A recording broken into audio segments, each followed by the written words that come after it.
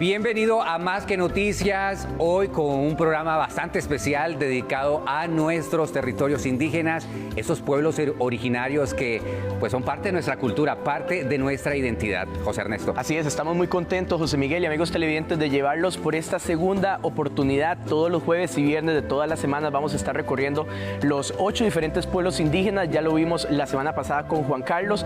Hoy vamos a comenzar con el territorio indígena Chorotega, o más bien los vestigios de lo que fue el territorio indígena Chorotega, un pueblo mesoamericano que tiene una historia muy rica que contar y que yo también les voy a aclarar o a contar un poco más a continuación. La población de este territorio indígena, según el último censo nacional del 2012, data de 1,084 personas, 3.50% de la población indígena total del país, lo que nos hace ver que es un territorio indígena realmente muy pequeño, un territorio con un total de 1,710 hectáreas. El territorio está ubicado geográficamente en Matambú, Ojancha, Guanacaste. La lengua que está prácticamente extinta de filiación lingüística mangue. Actualmente son monolingües del español. Y con esta información comenzamos nuestro recorrido.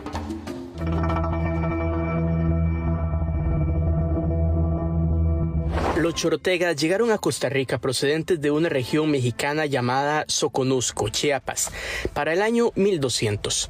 Ellos formaron parte de un grupo de hombres y mujeres quienes venían migrando desde México. Algunos se quedaron en el camino en Centroamérica y esto nos permite comprender que los chorotegas son los últimos en esta oleada de personas quienes vinieron del norte al sur y terminaron anclando en Costa Rica. Escuincles que se quedaron en Guatemala, los pipiles se quedaron en El Salvador, los nicaragüos en Nicaragua y los chorotegas en esta parte que le digo de Guanacaste y una pequeña porción de Punta Arenas. Ellos venían huyendo de las hambrunas, de las guerras y de las pestes que se habían dado en esa parte de México en ese tiempo. En Costa Rica, el principal asentamiento humano fue en Nicoya, Guanacaste, y así vivieron tranquilos hasta la llegada de los españoles, quienes se toparon con unas tradiciones para ellos difíciles de comprender. En las fiestas de los chorotegas realizaban sacrificios humanos. Ofrecían personas a los dioses. Sí, y la sangre era lanzada hacia el aire para darle vida a los dioses, principalmente al sol. ¿Y esas fiestas eran muy frecuentes? Eran 3 fiestas al año, prácticamente, sí. Realizaban esas fiestas y los españoles no podían controlar eso. Aunque llegaron los españoles en un momento dado. En 1523 llegaron. Sí, ellos llegaron en 1523, se enfrentaron a eso. En ese año, los españoles comenzaron un desplazamiento marcado por la violencia, pues donde habían lugares sagrados para sus tradiciones, les impusieron una ermita católica e inició un fuerte sometimiento. Eso lo ilustra muy bien el historiador Carlos Meléndez, que los españoles tenían como práctica poner sus iglesias sobre los altares o sobre las mezquitas de los indígenas, para borrar todo vestigio de la práctica religiosa de los chorotegas. Se ha visto que la iglesia de Nicoya está en una esquina del parque. Lo que usualmente es que las iglesias estén en el centro del parque, pero no en la esquina. Para esa época, los españoles se ampararon en la Virgen de Guadalupe, que ya había aparecido en México, y con ella comenzaron a imponer una nueva devoción. Muchos de los indígenas que vinieron en esas migraciones acá tenían tradiciones que ellos iban a ser visitados en algún momento de su vida por unos dioses que venían del mar. ¿Y creyeron que eran los españoles? Creyeron que eran los españoles. Entonces, la primera vez, en el primer momento que se vieron, los indígenas le entregaron todas sus riquezas. Los ídolos que tenían de oro se los entregaron a los españoles. Todo eso se lo dieron. Pero luego los españoles empezaron con una masacre tremenda a desmembrar toda la sociedad chorotega. Asesinatos, vejaciones, despojos de las tierras, encomiendas y todas las cosas, y hasta borrar todo vestigio para imponer la religión católica y el idioma español. Y lamentablemente todo eso pasó hasta el presente, donde es hoy Matambú, un pueblo ubicado en Ojancha, a unas 4 horas y media de San José, queda el único vestigio del territorio indígena chorotega, que cientos de años atrás cubrió gran parte de Guanacaste y una pequeña parte de Punta Arenas. En aquellos años se asociaba a Matambú como un territorio indígena. No. Esto fue como en el 68 para acá. Nadie sabía que nosotros éramos indios. Y de esta manera comenzamos un recorrido por este hermoso territorio indígena. Acompáñenos. Bueno, ya conocimos parte de la historia de los chorotegas, cómo llegaron a Costa Rica, pero después de la pausa comercial nos vamos a adentrar para compartir y vivir esta cultura. Ya regresamos.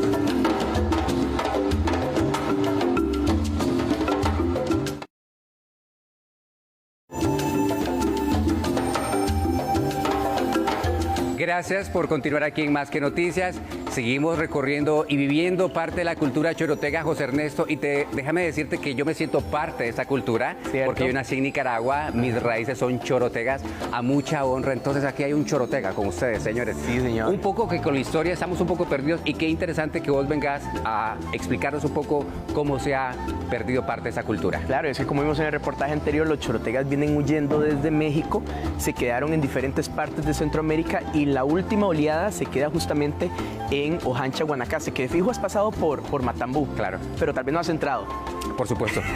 ¿Dónde no nos hemos metido nosotros, José? Oíme, y es que parte justamente de esta llegada a Ojancha, producto de la colonización, de la invasión española que vimos en el reportaje anterior, es que acá queda el vestigio de lo que fue este gran pueblo chorotega que tuvo gran presencia en parte de Punta Arenas y también en casi todo Guanacaste. Nos adentramos en este reportaje para conocer cómo viven ellos, cuál es la esencia, y a partir de este reportaje empezar ya a desmenuzar con letra muy delgada lo que existe hoy de los chorotegas. Veamos.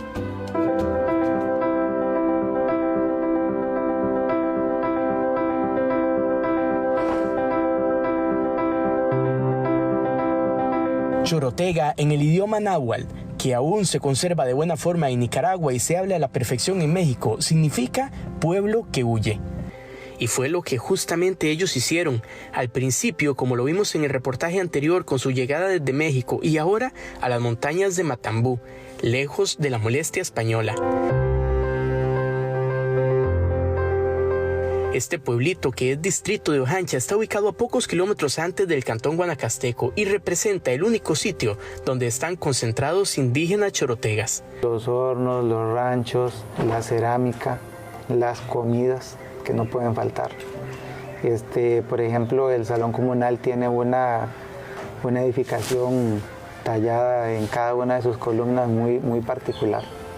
Eso lo hace muy diferente también. En Nicoya se conservan tradiciones chorotegas y españolas como las festividades de Nuestra Señorita Virgen de Guadalupe, tradiciones de un gran sincretismo religioso. Con respecto a la agricultura, estas son otras tradiciones chorotegas. Hay personas que solo siembran en cierta luna o solo recogen las cosechas en cierta luna. Es un tema vigente, la forma de la siembra también. Se utiliza todavía la técnica de la quema en muchos lugares. Y ni qué hablar de la cocina. Definitivamente los utensilios marcan la diferencia con otros grupos indígenas. Otras tradiciones son el guardar alimentos y bebidas en unas tinajas llamadas nimbueras, que ahí se conservan los alimentos frescos, las bebidas. Son tradiciones que se mantienen, o igual utilizar las jícaras ya sea para sembrar o para llevar agua al campo.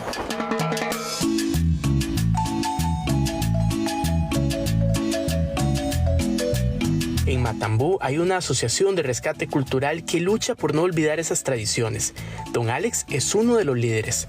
Todo el territorio cuenta con 1.620 hectáreas y está dividido en 5 pueblos: Matambú, Matambuguito, Hondores y una parte de Polvazales, más una pequeña franja de los cerrillos de Ojancha. Una de las cosas importantes que cabe mencionar es que Matambuguito, según la historia, era hijo del cacique Matambú, que el cacique Matambú le dio estas tierras acá para que se estableciera con su familia. De hecho, Matambú significa hojas de palma, ¿verdad? Viene de una especie de palma que se llamaba matamba. Y es que son cerca de 1.400 personas indígenas, descendientes de indígenas, quienes viven dentro del territorio indígena de Matambú. La mayoría viven en casas como la suya o como la mía, muchas de ellas producto de bonos de interés social que da el gobierno como un beneficio a los indígenas. Y acá, estos dos señores bien guapetones, doña Epifanía y don Tranquilino, son esos señores que, vea, aquí están tardeando. ¿Qué está haciendo usted, doña Epifanía? Cuénteme. Aquí estoy en la elaboración de jícaro. Ajá. Gubeando un poquito aquí porque como ya uno no tiene otras cosas que hacer, entonces ya se pone uno a divertirse un rato, ¿verdad? Esta pareja de esposos son el reflejo de lo que sucede con los habitantes de más de 40 años. Si uno pregunta a cualquier persona con más de esa edad, sin titubear, dirán que son orgullosamente indígenas. No así, sin ánimo de generalizar, sucede con los jóvenes de la zona. Sí. ¿Se siente muy orgullosa y muy feliz de ser Claro que descendiente sí. de los chorotegas? Claro que sí, ¿por qué no? Y aquí fue, digamos, el lugar donde nosotros nacimos. Sus abuelos nacieron acá, sus bisabuelos, Sí, todo el mundo. Matambú. Ajá. Sí, ahí nacieron y ahí nací yo. Bueno, y parte de ese conocimiento ancestral que le han heredado todas estas personas es lo que usted sabe de plantas medicinales, don Tranquilino. Si yo tengo como sinusitis, ¿qué puedo hacer? ¿Dolor de cabeza? La raíz de que le decimos el zorrillo. Ajá. Se echa baños calientes y lo disuelve un poquito y eso le va botando toda la flema de la verdad. La hoja de guayabo es muy buena para cuando las personas tienen diarrea. Ah, ok. La hoja de guayabo, el cojollito de guayabo o el cojollito de cas.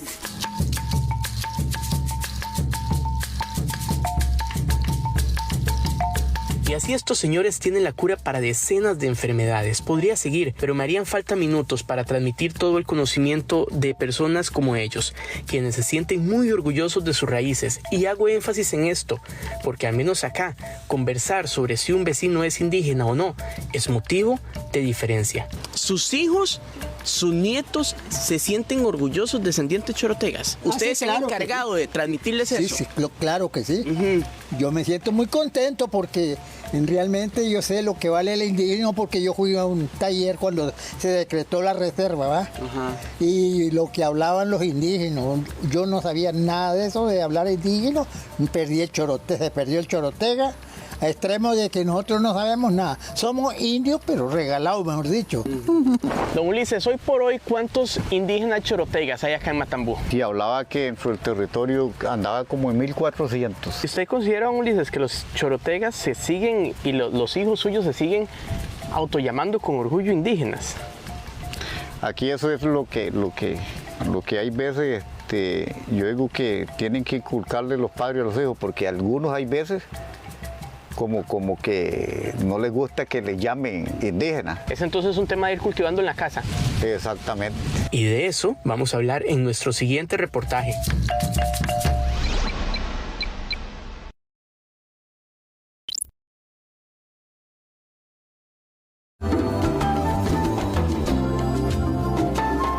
Bueno, como vimos en el reportaje anterior, el gran reto que existe actualmente dentro de la población indígena chorotega es fomentar dentro de las familias, desde los pequeños de la casa, el orgullo de ese sentir de ser descendientes chorotegas. La pregunta fue muy puntual y muy directa. ¿Se siente usted indígena chorotega? Todavía quedan muchas preguntas en el aire. En este reportaje vamos a conocer un poco sobre el idioma.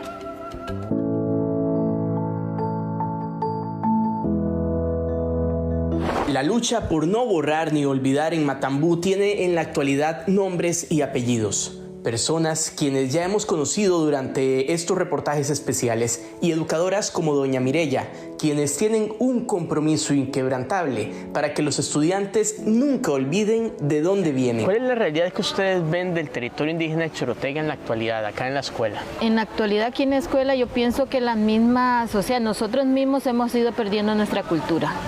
Entonces, este año nos propusimos hacer un rescate de cultura, tanto en lo que es la comida, porque los niños dicen que, o sea, que ya en la casa de ellos no se prepara eso. Entonces nosotros aquí como el centro educativo queremos implementar otra vez, o sea que no la dejemos perder, que sigamos con nuestras costumbres, con nuestras tradiciones, tanto en lo que es la comida como las bebidas. Y como le digo, nuestras costumbres y nuestras tradiciones. Ella es docente de cultura del territorio indígena chorotega y desde su conocimiento ancestral les inculca el sentir de orgullo que deben de tener ellos por ser descendientes de indígenas chorotegas y más aún por vivir dentro de un territorio indígena. Yo me imagino, y tengo que hacerle esta pregunta, ¿usted se siente muy orgullosa de ser docente de cultura? Por supuesto. Porque la siento que es muy apasionada. Sí, por supuesto, me siento muy orgullosa de ser docente de cultura. ¿Y usted tiene hijos? Sí, señor. ¿Y usted a sus hijos ya les dijo, son descendientes de indígenas chorotegas? Yo le dije a mi hijo, porque tengo un hijo, ya mi niña, desdichadamente el Señor se me la llevó, pero me queda un hijo. Y yo le digo a mi hijo, yo me siento muy orgullosa, yo a cualquiera le puedo decir, yo me siento muy orgullosa de mis raíces, de mis antepasados y de ser de indígena chorotega.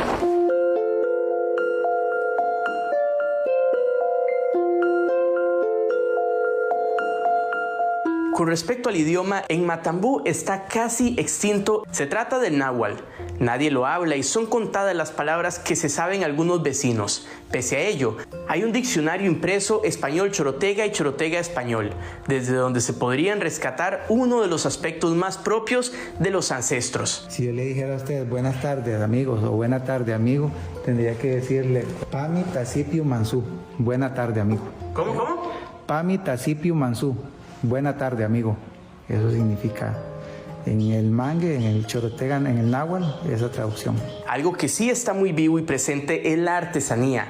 Este es un legado que permanece no solo por su vistosidad, sino también porque se ha propagado a todo Guanacaste e incluso fuera de nuestras fronteras. De eso hablaremos en nuestro siguiente reportaje.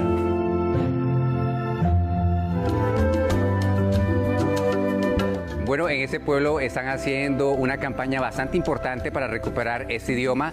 Precisamente tienen un diccionario con las palabras de origen náhuatl que rescata precisamente los orígenes y nacimientos de esta lengua, José Ernesto. Y es que lo importante, José Miguel, es que ahí justamente es donde parte el recuperar toda la esencia de los chorotegas, porque algo que sí está muy expuesto es la artesanía. Y cuando vos vas a Guanacaste o en los aeropuertos ves mucha artesanía chorotega que es muy característica y es de lo que trata justamente el siguiente reportaje.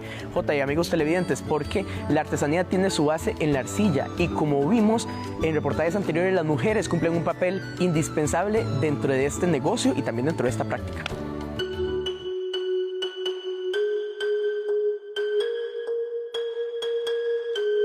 Don Carlos, ¿y cuál era el papel de las mujeres dentro de la cultura chorotega? Las mujeres tenían un papel relevante. Ellas eran las que manejaban todo a lo interno de la casa. Los varones eran los encargados de la agricultura, de la defensa, y las mujeres se encargaban de todas las decisiones internas. Era una cultura donde la mujer mandaba. Sí, matrilineal. Matrilineal. Sí. Ellas eran encargadas porque en esa gran plaza que habíamos hablado que tiene Nicoya, que era la plaza indígena que viene desde los tiempos de los chorotegas, se realizaban en los tiangues, que eran los mercados, y las que iban a vender eran las mujeres. Tras conocer esta explicación, es momento del barro y el agua. El peso del cuerpo recae sobre los pies para romper los grumos que provoca el agua con la arcilla. Una técnica milenaria que, adivinen, también está marcada por delicados pies, como los de doña Regina Mendoza, una hija de chorotegas a quien la sangre indígena le marca el paso para comenzar la preparación de la muy conocida artesanía ancestral chorotega. Se puede utilizar de una vez cuando es de verano, cuando es invierno hay que ponerlo a secar primero, después pasarlo por el pilón y molerlo. ¿Y cuánto rato tiene que pasar ahí bailando sobre el barro? 40 minutos, si es una cajuela de arcilla.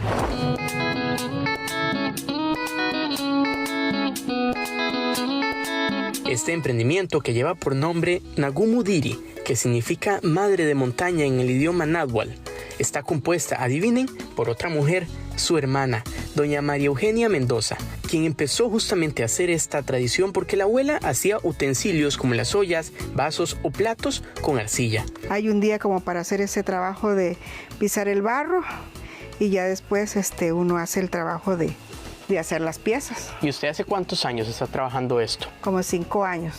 pero ya antes trabajábamos, aunque no trabajábamos bastante como para la venta, apenas como para no sé, para hacer cosas de la casa, para ver cómo nos quedaban. Ellas se encargan de levantar con sus manos las piezas más autóctonas de los indígenas chorotegas. También hacen comales para las famosas tortillas, tinajas para almacenar agua, vasos y platos como los hacía su abuelita.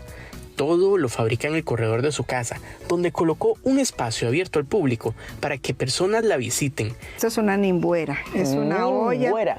Nimbuera, sí. Nimbuera. Es una olla para guardar el chicheme para las fiestas, para la Navidad, para la Semana Santa, para las bodas. Todavía la gente, los matambugueños, utilizan este tipo de instrumentos para cocinar, para guardar alimentos. Muy poco, pero sí, algunos la utilizan, especialmente cuando se hacen algunos festejos, algún santo, entonces hacen chicheme. Y entonces se guarda en ello la chicha. Doña María además utiliza pigmentos propios de los indígenas. Esos son los famosos curioles. Sí, esos son los curioles que utilizamos, que son para teñir las ollas, las piezas de barro. Con ellos es que se sacan diferentes colores. Ahorita tenemos el rojo, el negro y este que es como naranja y el blanco que es la base de todas las piezas para que se van a pintar.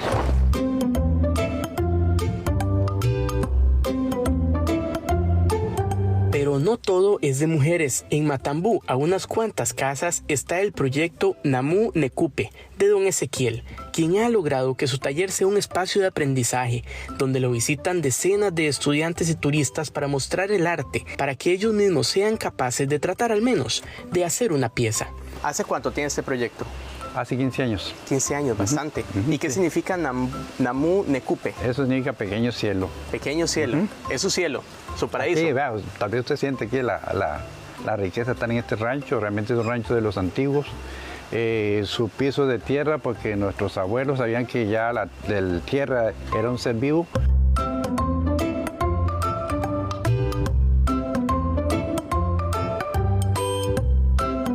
Realmente es un privilegio que tengo con ellos de enseñar lo poquito que yo sé a ellos, la parte, digamos, cultural, hablar un poco sobre mi pueblo, Matambú, que es un territorio indígena y que me gusta destacar esa parte, que es un territorio que está dentro de la zona azul. ¿Y para usted qué representa, don Ezequiel, que jóvenes estén aprendiendo esta tradición ancestral? Bueno, la verdad que es algo interesantísimo y es una esperanza para que la parte indígena, la parte cultural guanacasteca incluso, pues no se pierda, ¿no? La experiencia de compartir con indígenas es invaluable para estos jóvenes quienes vinieron desde Nosara. La mayoría son hijos de personas extranjeras de alto poder adquisitivo y están visitando a don Ezequiel para comprender cómo se formaron las piezas que ven en los aeropuertos o en las tiendas de souvenir.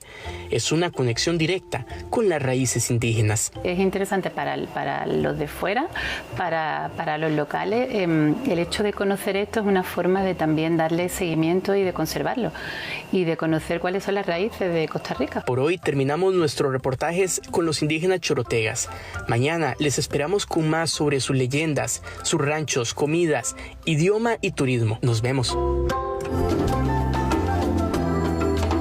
Yo tengo que decir que cuando empecé a redactar estos reportajes me fue muy complejo porque, como hemos visto, José Miguel, hay en realidad poca información y muy pocas expresiones artísticas. Sin embargo, ya en campo me di cuenta que hay mucha leyenda, mucha gastronomía, también mucho turismo y muchas opciones, que es lo que vamos a conocer mañana en nuestros segundos reportajes, porque esto está a un 50%. Bueno, para que no se lo pierda, mañana su cita es con nosotros a las 6:25 por Canal 7. Más bien, muchas gracias. Hasta luego, para servirles.